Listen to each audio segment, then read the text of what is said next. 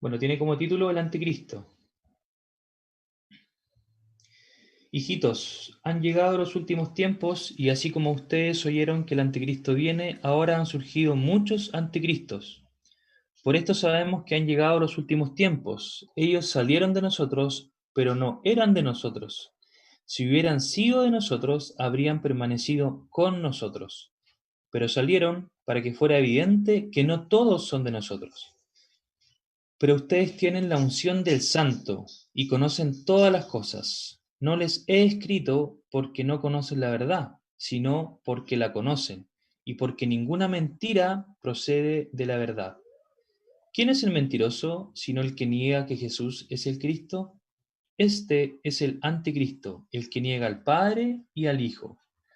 Todo aquel que niega al Hijo tampoco tiene al Padre. El que confiesa al Hijo tiene también al Padre. Que permanezca en ustedes lo que han oído desde el principio. Si lo que han oído desde el principio permanece en ustedes, también ustedes permanecerán en el Hijo y en el Padre. Y esta es la promesa que Él nos hizo, la vida eterna.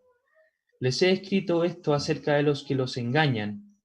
La unción que ustedes recibieron de Él permanece en ustedes y no tienen necesidad de que nadie les enseñe, así como la unción misma les enseña todas las cosas y es verdadera y no falsa. Permanezcan en Él, tal y como Él les ha enseñado. Esto es palabra del Señor. Demos gracias a Dios. Vamos a orar por la predicación.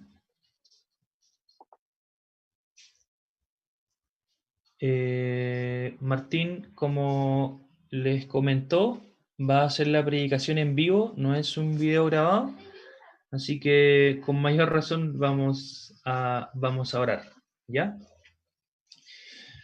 Padre, te damos gracias por tu palabra en primera instancia y también por este medio tecnológico a través de Zoom por el cual podemos compartir y por el cual podemos ser ministrados, Señor, y servidos, Señor, estando atentos a la predicación. Pedimos por Martín, Señor, que tú le puedas guiar en lo que él va a decir, en lo que él ya ha preparado durante la semana, eh, en los apuntes que ha tomado y en su exposición, Señor, que sea conforme a tu palabra, que sea para tu honra, para tu gloria y en beneficio de esta parte de tu iglesia, Señor. Y también pedimos por los aspectos técnicos, Señor, de esta nueva forma, por la tecnología y por el Internet, Señor, que tú permitas que ande todo bien, Señor. En el nombre de Jesús oramos. Amén. Martín, te cedo la palabra entonces. Amén, amén. Muchas gracias, Eric. Muchas gracias. Hermanos, es una alegría poder estar nuevamente predicando en vivo y Dios lo permita pronto en vivo y en directo, cercanos. Pero seamos pacientes, será con el tiempo, en el tiempo del Señor.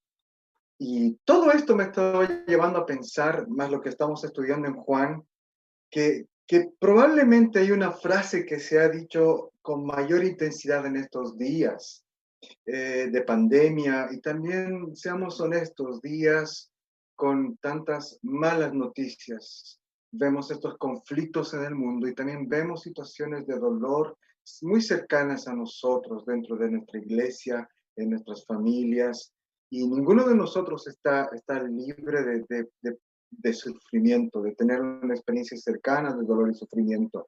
Y esta frase que seguramente varios han estado diciendo es la siguiente: estamos cerca del fin, ¿no es cierto? O estamos viviendo en los últimos tiempos. Es una frase que se dice comúnmente, especialmente entre cristianos, en tiempos de incertidumbre, de desastre, de conflictos o catástrofes, donde pensamos que ya se acerca el fin del mundo y ya estamos viviendo en estos últimos tiempos. Sin embargo, para sorpresa de muchos, y si te has dado cuenta, te ha debido sorprender, en la lectura de hoy, el apóstol Juan, en pleno siglo I, en el primer siglo ya creía que él y su iglesia estaban viviendo en los días finales, en los últimos tiempos. En su carta él habla de situaciones muy fuertes. Él habla de una crisis dentro de la iglesia. Él habla del anticristo. De hecho, habla también de muchos anticristos. Y definitivamente habla de estos últimos tiempos. Y Juan enseña a los cristianos acerca de poderosas armas espirituales que Dios nos ha dado para enfrentar a los anticristos, para enfrentar la lucha de la fe precisamente en estos últimos tiempos. Juan dice que estamos en los días finales, pero que tenemos la victoria asegurada, la protección de Dios asegurada para nosotros. Porque escúchame bien, Juan dice que Dios, el Espíritu Santo, está con nosotros, está en nosotros y está por nosotros. Y eso es lo que vamos a ver en este pasaje de hoy. Pero antes te invito a inclinar tu rostro y orar conmigo. Todopoderoso Dios, que hiciste que de las tinieblas resplandeciese la luz, te rogamos que de la misma manera ilumines nuestros corazones con la luz del conocimiento de tu gloria en el rostro de Jesucristo, mediante tu palabra poderosa y preciosa. Amén. Amén. He titulado este sermón como poderosas armas para nuestra lucha en los tiempos finales, poderosas armas para los tiempos finales. Y vamos a estudiar este sermón, este pasaje, en 4 secciones. Lo he dividido en 4 secciones. En primer lugar, los versos 18 y 19, donde Juan nos presenta el problema del anticristo y de sus...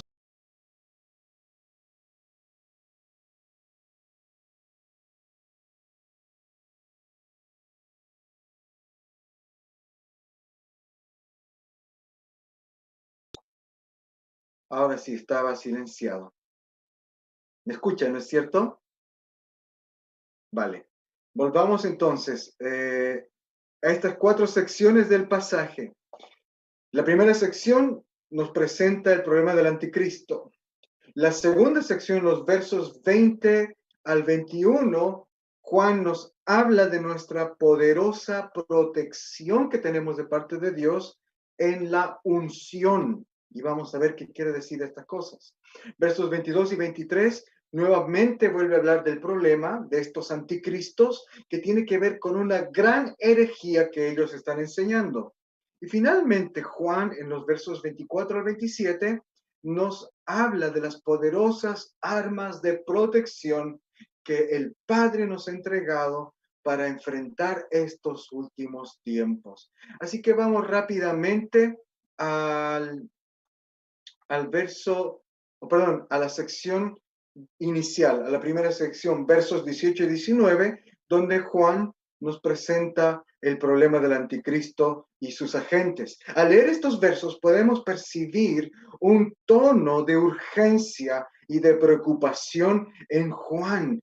Él, si te pones a leer estos versos, te vas a dar cuenta que escribe con vehemencia, con un íntimo cariño, pero también con un tono de urgencia. Él llama a sus seguidores con esta palabra ya favorita suya, hijitos, les dice hijitos, hijitos, ha llegado ya los últimos tiempos. Enfáticamente, Juan anuncia con dolor esta verdad tan fuerte. 2 veces dice en este versículo que han llegado los últimos tiempos. ¿Cómo puede Juan saber que los últimos tiempos han llegado? Porque estos últimos tiempos claramente Jesús y los demás autores de la Biblia lo utilizan esta palabra para enseñar de los días finales. Los últimos tiempos es el periodo antes del fin del mundo. ¿Cómo Juan puede decir que ya está viviendo en este periodo? Bueno, en estos versos, Juan da 2 señales, 2 indicaciones claras para que él ve como señales de que realmente están viviendo en los últimos tiempos. En este verso 18, Juan habla del enemigo de Dios, aquel que se opone, el anti-Jesús, anticristo, el que está en contra de Cristo. Pero Juan dice que este anticristo ya está operando por medio de muchos anticristos. Su influencia ya está en pleno funcionamiento por medio de muchos agentes. Han surgido, dice en este verso, muchos anticristos. Esta es la primera señal, el surgimiento de estos anticristos. Es la primera señal que le hacen ver a Juan que estamos viviendo los últimos tiempos. La segunda señal está en el verso 19. En el verso 19, Juan habla de que su propia congregación se está disolviendo. Muchos han salido de la iglesia. Salieron de nosotros, dice Juan, pero no eran de nosotros. Esta salida es la segunda señal que le lleva a Juan a tener la conclusión de que los últimos tiempos ya han llegado. Los anticristos se han manifestado y la iglesia se está disolviendo. Cuando la Biblia habla de los últimos días, se refiere a este periodo de tiempo antes del fin del mundo, con la segunda venida de Jesús. Y sabes qué, yo te voy a ser honesto, yo pensaba que este periodo de tiempo era algo muy distante en el futuro. Yo pensaba, y quizás algunos de ustedes o muchos de ustedes pensaban igual o piensan quizás todavía, que en los últimos tiempos es algo muy a futuro, que todavía faltan muchas cosas por cumplirse, que no debemos preocuparnos, que esto va a pasar muy en el futuro. Pero Juan en estos versos claramente está hablando de su época. Esto es alrededor del año 70-80, muy probablemente quizás en el 90, el primer siglo. Y Juan dice, ya estamos en los tiempos finales. ¿Se equivocó Juan? Porque pasaron más de 2000 años desde que él dijo esto y el mundo sigue vivo. El Señor Jesús no ha vuelto. Claramente no ha pasado el fin del mundo. ¿Se equivocó Juan? Juan no se equivocó. Y tampoco se equivocaron los demás autores del Nuevo Testamento. Porque al analizar cuidadosamente las Escrituras, nos damos cuenta que no solo Juan, sino que los demás apóstoles y los cristianos del primer siglo esperaban la segunda venida del Señor como algo pronto e inminente. Ellos de hecho pensaban que iba a ocurrir en su tiempo, en su vida. ¿Cómo podían esperar que sucediera algo que no pasó en su tiempo? ¿Estaban engañados? ¿No habían comprendido un mensaje secreto por ahí escondido en el libro del Apocalipsis? Dudo mucho porque Juan fue el que escribió el Apocalipsis. La respuesta es simple, queridos hermanos. Los apóstoles y los demás autores del Nuevo Testamento ven en el nacimiento de Jesús como un cambio de era, el inicio de una nueva era. La llegada del Mesías, la llegada de Cristo, viene con este anuncio que lo dice Juan el Bautista, que lo dicen los evangelistas, se repite una y otra vez.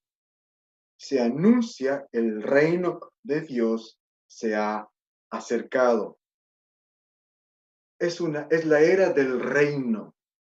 El reino de Dios ahora está presente con el nacimiento de Jesús de una forma que antes no lo estaba. ¿Cómo es que no lo estaba? Jesús vino a dar cumplimiento a las promesas y a las profecías y a toda la esperanza del Antiguo Testamento. Entonces la llegada de Jesús viene a ser la era del cumplimiento. Cuando Él resucita, el diablo y la muerte son derrotados. El pecado es juzgado y la justicia y la misericordia de Dios son demostrados. Ya todo está cumplido. Jesús dice en la cruz, consumado es. Ya todo está cumplido. Pero luego de que Él resucita, no viene el fin del mundo inmediatamente, sino que sucede algo diferente. El Señor Jesús, antes de ascender a donde está Él con el Padre, les envía a sus discípulos en una misión, predicar el Evangelio del Reino y esperar por su retorno. Entonces solamente queda ese aspecto por cumplir. Una sola cosa queda por cumplir, que Jesús regrese, la consumación del reino. Este reino ya ha sido iniciado, ya ha arrancado la era del reino de Dios, pero será finalmente consumado, evidente, cuando Jesús retorne. Es como en un juicio, un juzgado. En un juicio, el juez dicta sentencia, ¿no es cierto? Y cuando dicta la sentencia, todo está dicho, todo está decidido. Cuando él golpea el mazo y es la sentencia, todo está dicho, ya todo está cumplido. Lo único que queda es que esa sentencia que él ha dicho sea llevada a cabo. Y eso puede demorarse un tiempo. Toda sentencia, no todas las sentencias se cumplen inmediatamente. Es lo mismo. En la cruz de Jesús se llevó a cabo la sentencia. Ahora solamente falta que sea evidente. Juan y los apóstoles, por lo tanto, ven a este periodo de tiempo, desde la resurrección de Jesús hasta su segunda venida. Todo este tiempo, que hasta ahora son 2020 años, son los últimos tiempos. Todo este espacio de años son los días finales. Por eso es que ellos pueden esperar el retorno del Señor mientras estaban con vida. No quiere decir que ellos se equivocaron. Ellos estaban pensando en esto. Y la Biblia lo dice así. Te voy a compartir en pantalla unos versículos donde vemos claramente para el apóstol Pablo, él escribió de que nosotros vivimos en estos últimos tiempos. Luego el autor de Hebreos dice lo mismo, que Dios ha hablado en estos días finales, en estos últimos tiempos, nos ha hablado por medio del Hijo. Y también el apóstol Pedro dice que la sangre preciosa de Cristo, que ha sido destinado desde antes de que Dios creara el mundo, pero que se ha manifestado en estos últimos tiempos. ¿Te das cuenta? Para los autores bíblicos, los cristianos, desde el siglo I hasta ahora, ya estamos viviendo en los días finales. Hermanos, no es algo a futuro. Los días finales, los últimos tiempos son hoy. Por eso Jesús y el Nuevo Testamento nos advierte de estos últimos tiempos. Jesús dijo que estos últimos tiempos, los días antes del fin, serían días de falsedad dentro de la iglesia, días donde se levantarían nuevos Cristos, falsos Cristos, se levantarían falsos profetas, habría mucha maldad, guerras, rumores de guerras y muchas catástrofes. Pablo incluso advirtió a los cristianos de Tesalónica que vendría una figura, un nombre, ya un hombre que él dice el hombre de pecado, el hombre de maldad que se iba a manifestar. Probablemente este hombre es a quien Juan llama y a quien Juan se refiere como el anticristo.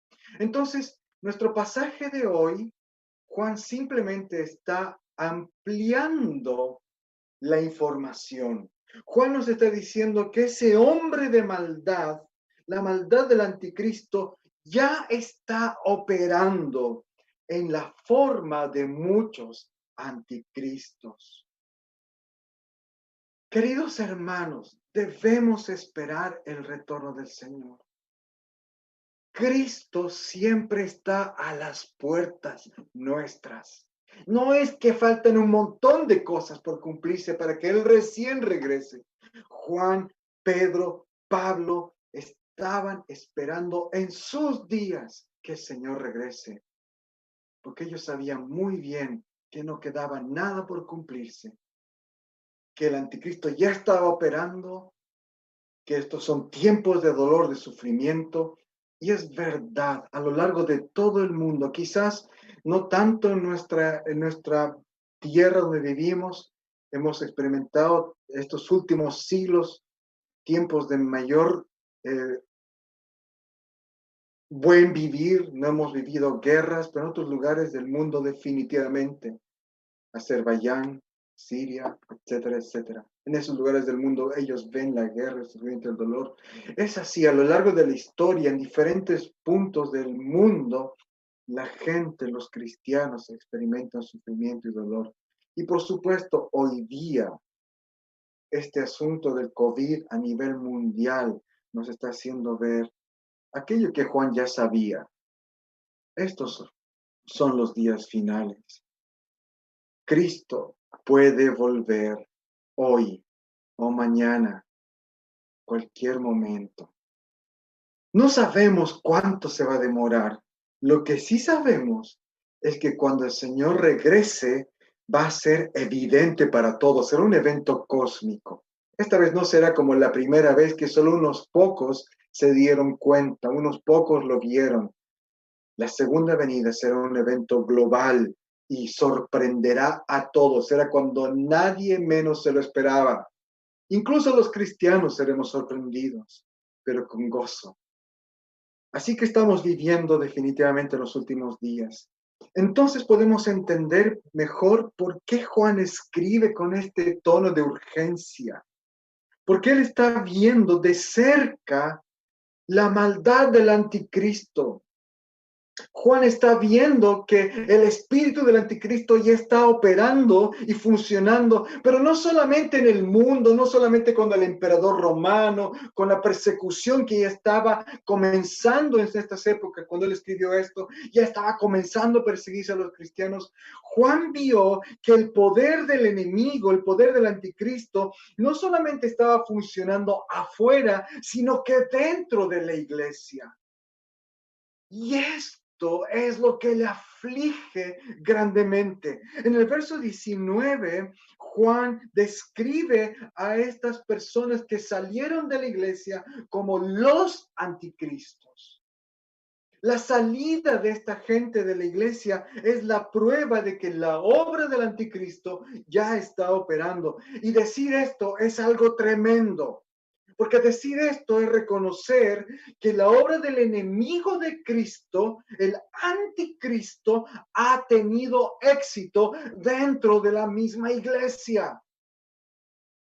¿Te puedes dar cuenta cuánto sufrimiento habrá causado esto para Juan, el último de los apóstoles con vida, ya viejo, ya cansado físicamente, viendo que su iglesia está siendo zarandeada por el anticristo y sus agentes? Hombres y mujeres que en otro tiempo eran parte activa de su comunidad, pero que ahora se han ido. Y no solamente se han ido, no estamos hablando de gente que sale de la iglesia y tranquilamente sale de la iglesia, sino que estos salieron de la iglesia para levantarse en contra de la iglesia, para hablar mentiras y atacar con odio hacia la iglesia, para tratar de arrastrar a los creyentes en sus mentiras, en sus enseñanzas, negando las doctrinas de la fe que predicaron Jesús y los apóstoles. Estas personas están diciendo: Juan es un mentiroso, Juan les ha engañado, nosotros tenemos la revelación, esta es la revelación. Y ellos están negando una cosa específica, una doctrina de forma específica. En el verso 22 dice que ellos están negando que Jesús es el Cristo. Ya voy a hablar un poco más qué quiere decir esto. Pero en este momento quiero apuntar a este hecho que Juan dice que su salida, la salida de esta gente y esta actitud que ellos tienen de atacar a la iglesia, de oponerse a la verdad, Juan dice que es la evidencia de que ellos nunca fueron parte de la iglesia. Ellos nunca fueron realmente cristianos. Al final del verso 19 puedes verlo en tu Biblia. Juan dice que ellos salieron para que fuera evidente que no todos son de nosotros. Qué panorama, ¿no es cierto, hermanos? Qué panorama más triste. Los tiempos finales han llegado porque los enemigos de la iglesia se han levantado dentro de la misma iglesia. Y esto es así todavía hoy. ¿Sabes tú que los mayores enemigos, las más grandes herejías, las doctrinas y las religiones más torcidas y alejadas de Dios que hoy día existen, no son religiones que nacen porque alguien decidió creer y adorar un tronco en el árbol, de un tronco de árbol en el cerro? No, las más grandes herejías que vemos hoy en la tierra son de gente que antes era cristiana. Gente que salió de la iglesia se ha convertido hoy en los más grandes enemigos de la iglesia. Y esto lo vio Juan. Juan dice, ellos nunca fueron cristianos. Y ahora no solamente se ha manifestado su verdadera condición espiritual, que eran mentirosos, que eran anticristos, que eran del anticristo, sino que para colmo están generando división, están generando confrontaciones, enfrentamiento, están haciendo dudar a los verdaderos creyentes. Este es un ataque mortal contra la iglesia. Y eso no ha cambiado tampoco para nuestros días, hermanos. Hoy, déjame asegurarte que todavía tú y yo vamos a ser bombardeados por ataques de ideas, de filosofías, de doctrinas, de otras religiones, de otros grupos que se llaman cristianos, son verdaderamente creyentes, porque no se han aferrado, no han permanecido en la verdad. Estamos viviendo los últimos tiempos y son tiempos de lucha espiritual. ¿Qué esperanza tenemos en esta situación? ¿Qué esperanza tiene la iglesia? ¿Qué actitud debe tomar la iglesia? ¿Qué actitud debemos tomar tú y yo? ¿Cómo defendernos de tanto ataque de gente que sabe las cosas que también nosotros sabemos? Esta gente sabía la doctrina de Juan, conocía muy bien la enseñanza de Juan, habían leído su evangelio y están usando las mismas palabras de Juan para elevar su mentira, sus mentiras. ¿Qué hacemos cuando la gente nos ataca con la misma Biblia y cuando tuerce la Biblia? Eso nos lleva a los siguientes versos. Juan dice que el creyente tiene una poderosa protección. En los versos 20 al 21 dice que tenemos algo poderosísimo que debe darnos fuerza, debe darnos seguridad y nos debe preparar para la lucha. Me gusta mucho cómo escribe Juan en este pasaje, porque él está haciendo aquí un juego de palabras muy, muy bonito, muy interesante. Juan está hablando del anticristo y de los anticristos. Estas palabras vienen de la palabra griega anticristos. Anticristos es la palabra que está usando Juan aquí. Y en el verso 20, Juan habla de los cristianos, no los anticristos, sino que habla de los cristianos, y dice que los cristianos tienen la unción de Dios. Y aquí está el juego de palabras. La palabra unción en griego es crisma. Crisma. Entonces, este es el juego de palabras que está usando Juan. Él dice que mientras el diablo tiene a los anticristos, la iglesia tiene el crisma. Es casi poético lo que dice Juan aquí. Ambas palabras tienen la misma raíz. Crisma significa unción. Viene del verbo griego krio, que significa ungir. Por eso es que Cristo significa el ungido. Anticristo significa el que está en contra del ungido. La iglesia tiene el crisma, la iglesia tiene la unción. ¿Qué es la unción?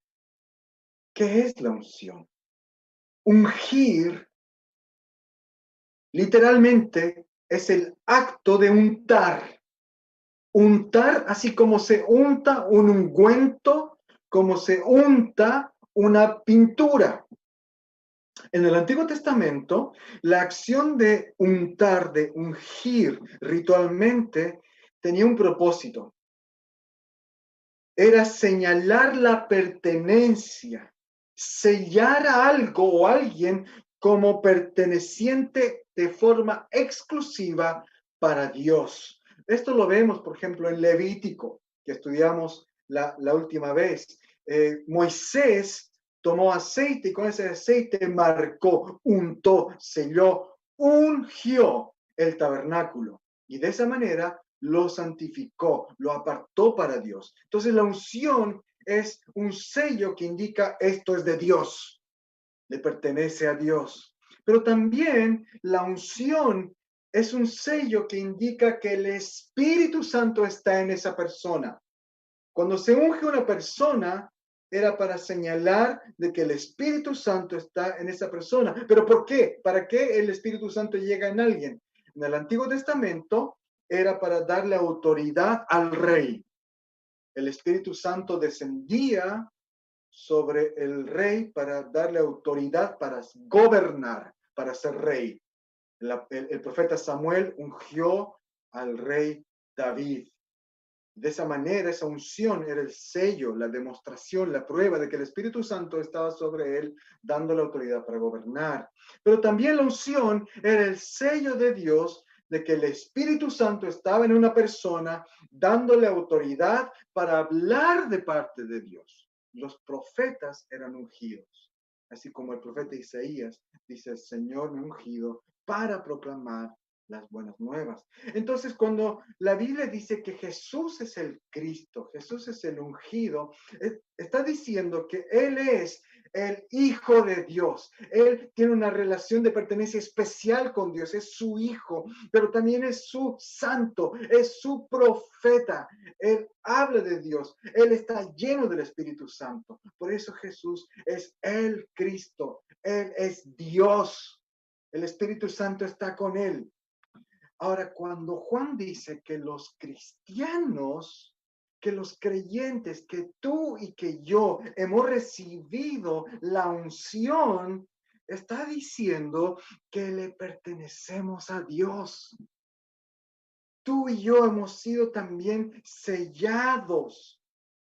Queridos, hemos sido sellados como pertenencia de Dios, como sus hijos y sus hijas. El sello del Espíritu Santo es nuestra garantía de tener perdón, de tener su presencia, de que Él está con nosotros. Juan dice en estos versos que por el Espíritu Santo los cristianos conocen todas las cosas.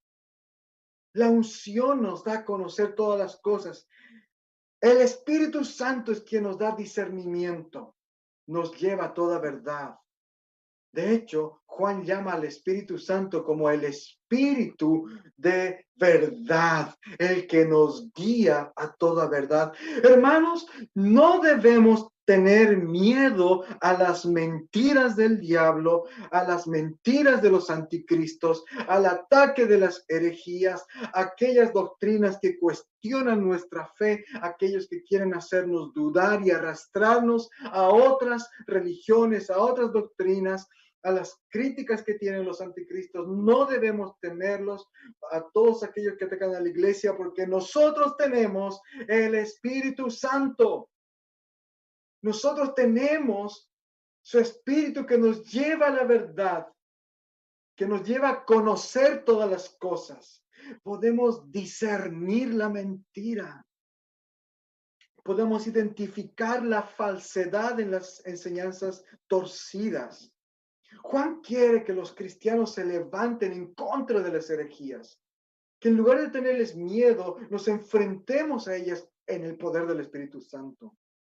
Los anticristos estaban diciendo que ellos hablaban por medio del Espíritu Santo. Juan está diciendo en estos versos, ¿Qué se creen? Están locos. Nosotros tenemos el Espíritu Santo. Nosotros tenemos su sello. La unción de Dios está en ti. No temas, cristiano. Eso es lo que Juan está diciendo.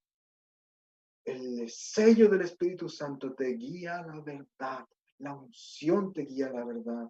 Y en el verso 21, Juan repite que tener el Espíritu Santo es conocer la verdad. No les he escrito porque no conozcan la verdad, sino porque la conocen. Él dice, ya conocen la verdad. La verdad no es algo nuevo para ustedes, porque tienen el Espíritu Santo. No necesitan de estos nuevos profetas, de estas, entre comillas, nuevas revelaciones. Ustedes ya tienen la verdad, ya conocen la verdad. Esa verdad está en las Escrituras. Es potente la respuesta de Juan. ¿Y qué es la herejía que ellos tienen que identificar y atacar? El problema de la herejía que están enseñando estas personas que salieron de la iglesia es el siguiente. Ellos tenían un serio problema en ver a Jesús como el Cristo. Para ellos, Jesús no podía ser el Cristo. ¿Qué quiere decir esto? Juan dice, ¿quién es el mentiroso sino el que niega que Jesús es el Cristo? Este es del anticristo. El anticristo es el que niega al Padre y al Hijo. Entonces, esta gente, estos anticristos, estaban negando la relación especial entre Jesús, el Cristo, y su Padre. Estaban negando que Jesús es el Cristo. En otras palabras, ellos no podían ver a Jesús, el hombre, Jesús, el hombre de carne y hueso, como el Cristo, el Redentor divino, el ungido que vendría de parte de Dios. ¿Sabes qué? Los griegos creían que la divinidad de Dios no se podía comprometer o relacionar con las cosas de esta tierra. Para ellos el espíritu y la carne estaban en oposición. Estaban separados, eran incompatibles. Por eso es que para ellos era imposible aceptar la idea de que un hombre de carne y hueso, que caminaba, que andaba, que tenía necesidades corporales, que tenía sueño, que se cansaba, que se ensuciaba, que tenía que limpiarse, un hombre podía ser Dios. Eso para ellos era inconcebible. ¿Cómo Dios podría vivir en medio de nuestra inmundicia, cansarse, vivir, mucho menos morir? Juan dice que Jesús, el hombre, la persona histórica, es el Cristo, el ungido. De hecho, más adelante en el capítulo 4, verso 2, Juan dice, todo aquel que confiesa que Jesucristo ha venido en carne, el hombre es de Dios. En otras palabras, la doctrina que Juan está defendiendo es la doctrina de la encarnación. La enseñanza, la doctrina que dice que Dios se hizo hombre, se hizo carne. Y Juan ve esta doctrina como la verdad central de la fe. Juan dice que si alguien no acepta esta doctrina, o si la altera, la cambia, la tuerce, es un anticristo. Eso es fuerte. ¿Por qué es tan importante la doctrina de creer que Jesús es 100% hombre, 100% Dios? En primer lugar, esta enseñanza es tan importante porque nos está diciendo que Dios ha entrado en la historia. Dios se ha hecho hombre. Por lo tanto, nuestra fe es una fe histórica. La encarnación nos dice que Dios vino al mundo de verdad. Hermanos, la fe cristiana no es una fe que nace de una filosofía, de una idea muy atractiva, mitológica, que la gente después fue aportando con nuevas ideas y se terminó construyendo este cristianismo, que al final no se puede comprobar, que no se puede entender. Estamos hablando de hechos concretos. Dios vino a la historia, caminó entre nosotros y hay testigos presenciales que estuvieron dispuestos a dar su vida para defender ese testimonio. Nosotros lo vimos, nosotros lo tocamos, nosotros comimos con Él. Él es real. La encarnación nos enseña que solo hay una sola forma para llegar a Dios, un solo camino, porque es Jesús hecho hombre, Dios hecho hombre, porque no hay otro salvador, no hay ningún otro fundador de ninguna otra religión que pueda decir lo mismo que Jesús dijo: yo soy Dios, me hice hombre para acercarme a ti, para traerte a ti con mi Padre. Existen miles de religiones y ninguna de ellas es de verdad. Ninguna de ellas te puede llevar de verdad a Dios, porque Dios se manifestó, se hizo carne solamente en Jesús. Es por eso que esta doctrina es muy controversial y ofende a muchos. Ofende a musulmanes, ofende a testigos de Jehová, ofende a mormones, ofende a todas las religiones, a budistas, porque solo Cristo es Dios hecho hombre.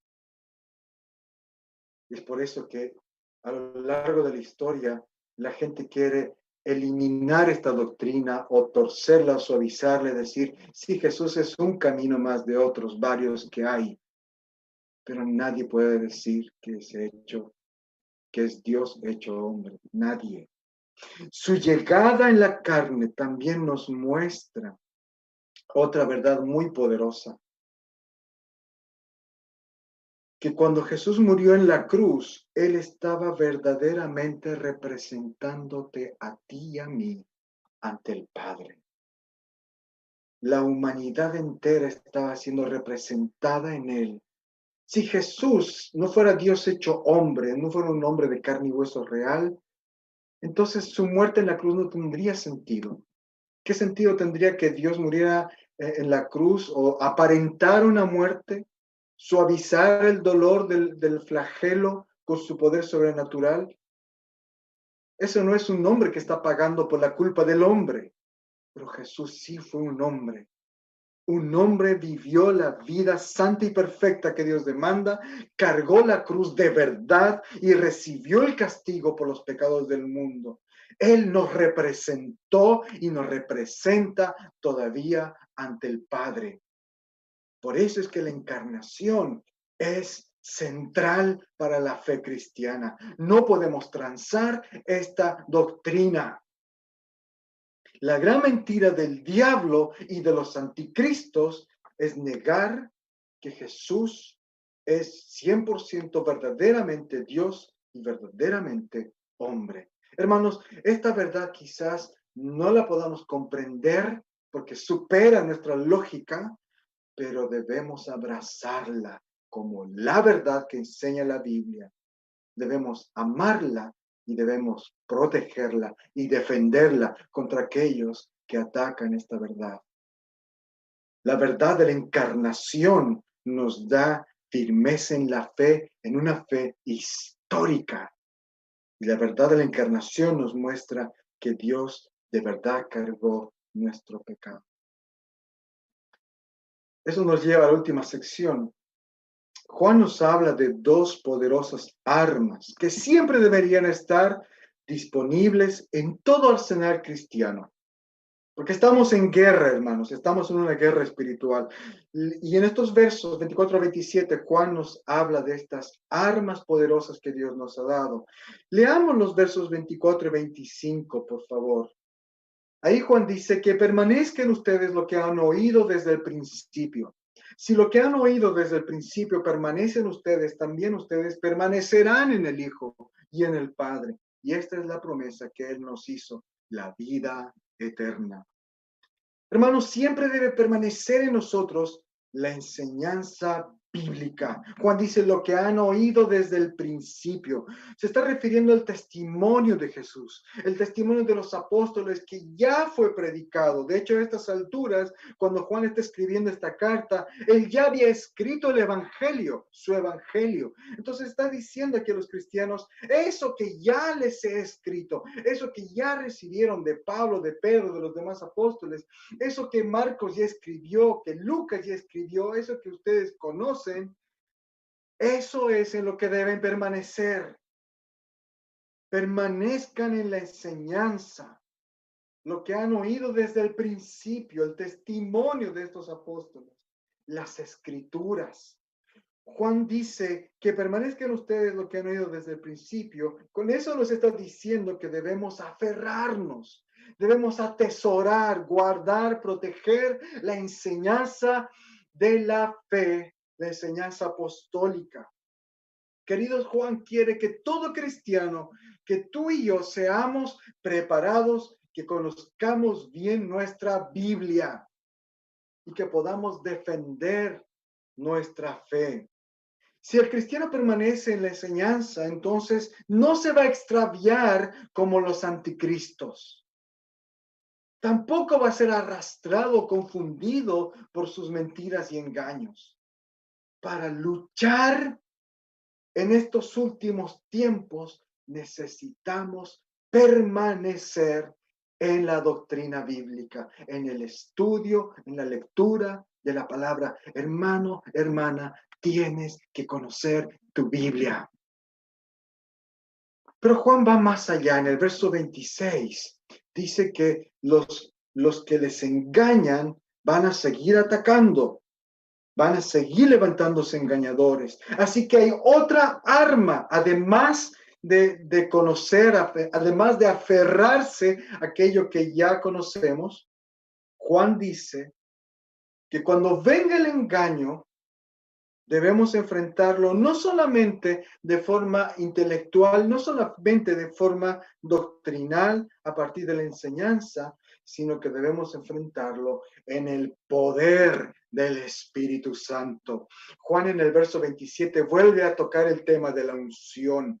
La unción que ustedes recibieron de él permanece en ustedes. Otra vez el juego de palabras. Ustedes permanezcan en lo que han oído y ustedes permanecen en la unción. Dice, no tienen necesidad de que nadie les enseñe, así como la unción misma les enseña todas las cosas. Y es verdadera y no falsa. Permanezcan en él. Es clave, hermanos. La unción es clave. La verdadera sabiduría no viene por el estudio nomás, sino por la presencia poderosa del Espíritu Santo. Quizás muchos de ustedes se están preguntando, ¿cómo entonces sé yo que estoy ungido? Porque se ha levantado también una enseñanza en el siglo pasado de que para que un cristiano sepa que está ungido por el Espíritu Santo, tiene que demostrarlo con ciertas acciones, como hablar otras lenguas, realizar milagros, tener algunas manifestaciones sobrenaturales. La palabra de Dios, Juan y los apóstoles no dicen eso. Claramente en estos versos Juan está diciendo que la prueba de la unción es que el cristiano permanece en aquello que ha escuchado. La permanencia, la perseverancia, el llegar a conocer, comprender y abrazar la enseñanza de Cristo, tener fe, esa es la prueba de que estás ungido, de que eres ungido. Que no te engañen. Juan dice, no necesitan que les enseñe, porque el que te enseña es el Espíritu Santo. Comprender las verdades bíblicas es la señal de que el Espíritu Santo te ha ungido. ¿Sabes qué? Es un milagro que hombres y mujeres como tú, como yo, podamos comprender las verdades básicas del Evangelio. Verdades que, como decía hace rato, nos superan. ¿Cómo es esto que Jesús es Dios, pero al mismo tiempo hombre? Dios se cansó, Dios no se puede cansar. Son lógicas que nos complican, que nos superan, pero podemos comprenderlas en un sentido que genera fe en nosotros. Esa es la señal de la unción del Espíritu Santo. Ahora, quiero decir otra cosa también. Cuando Juan dice que no hay necesidad que nadie nos enseñe, no está despidiendo a los pastores. Ojo, no está diciendo que ya no necesitan de pastores, de pastores maestros que les enseñen la palabra. Juan no está invalidando el estudio de la palabra. Él está invalidando a los falsos maestros. Cuando Juan dice no necesitan que nadie les enseñe, está pensando en estos falsos maestros, en los anticristos. Él está diciendo, ustedes no necesitan estos nuevos maestros, estos que vienen a decirles cosas nuevas, novedosas, estas nuevas revelaciones. Y esto es verdad, hermano. Si se presenta alguien y te dice, yo tengo la última revelación, en tu iglesia no te están enseñando todo, ojo con eso. Juan aquí dice, no necesitan. El Espíritu Santo les debe dar a ustedes la sabiduría. Incluso para aquello que se predica desde este púlpito. Ustedes necesitan escuchar cada una de las palabras que salen de la boca de este predicador, de cualquier otro predicador, bajo la guía del Espíritu Santo. Es el Espíritu Santo quien nos da ese poder. Y toda clase de gente, de todo trasfondo, aún personas con serias limitaciones cognitivas, han encontrado sólido conocimiento, grande sabiduría para comprender las verdades de la fe y para ser sabios en las cosas de Dios, pero también en las cosas de la vida. Eso lo hace el Espíritu Santo. No necesitas un diploma de Harvard para entender la Biblia, para ser sabio, para criar a tus hijos, para tener un buen matrimonio. Necesitas simplemente la presencia del Espíritu Santo. Hermanos, para terminar, ¿cómo aplicamos estas verdades en estos versos? Quiero decirles que, en primer lugar, es muy importante los últimos días. Debemos pensar y tener una mentalidad de que estamos viviendo los últimos días. Debemos abrazar esta verdad. Estamos viviendo los últimos días. ¿Eso qué significa en lo práctico? Hermanos, significa que tenemos que prepararnos. Si alguien te dice, viene una hambruna, se va a acabar la comida, ¿qué haces? Empiezas a almacenar. Serías tonto si es que no haces nada al respecto, si alguien confiable que sabe te dice que en un par de meses se va a acabar la comida y que esa hambruna va a durar, qué sé yo, por 4 meses. Si no haces nada, estás cometiendo una locura. Juan nos está diciendo, el mundo se está acabando. El fin viene pronto. Jesús vuelve pronto. Vive como si Él volviera mañana mismo. ¿Qué haces? Prepárate. Prepárate. Tu despensa espiritual no debe estar vacía. Este es el día en que tú y yo debemos afirmarnos y prepararnos en el estudio de la palabra de Dios.